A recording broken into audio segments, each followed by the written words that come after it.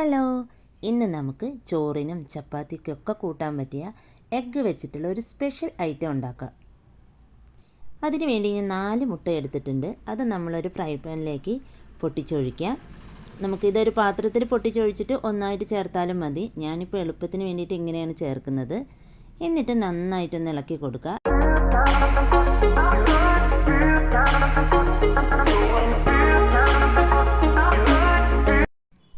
ഈ സമയത്ത് നമുക്ക് ആവശ്യത്തിനുള്ള ഉപ്പ് കൂടെ ചേർത്ത് കൊടുക്കുക. ഞാൻ ആദ്യം പറഞ്ഞതുപോലെ ഒരു പാത്രത്തിലേക്ക് ഈ മുട്ട ചേർത്തിട്ട് ഉപ്പൊക്കെ ഇട്ട് മിക്സ് ചെയ്തിട്ട് നമുക്ക് ചേർത്താലും മതി.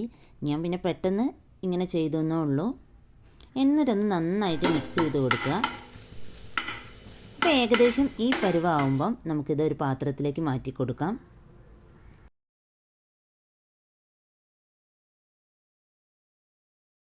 ഇനി അതേ പാനിൽ തന്നെ നമുക്ക് എണ്ണയൊഴിച്ച് കുറച്ച് 2-3 വറ്റൽ മുളകും കൂടി ഒന്ന് ഫ്രൈ ചെയ്തെടുക്കാം.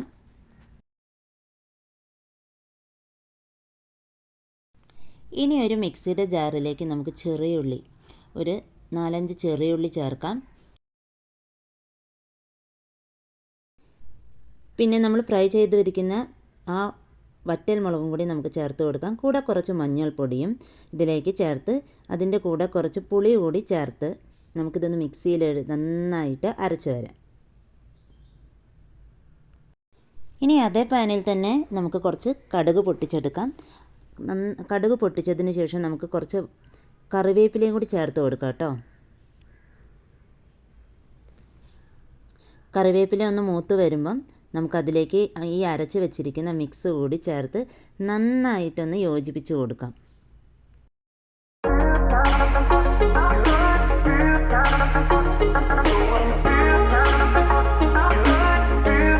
ഇനി അതിലേക്ക് നമുക്ക് നേരത്തെ എടുത്ത് വെച്ചിരിക്കുന്ന ആ മുട്ടയോട് ചേർത്ത് നന്നായിട്ടൊന്ന് ഇളക്കി യോജിപ്പിച്ച് കൊടുക്കാം.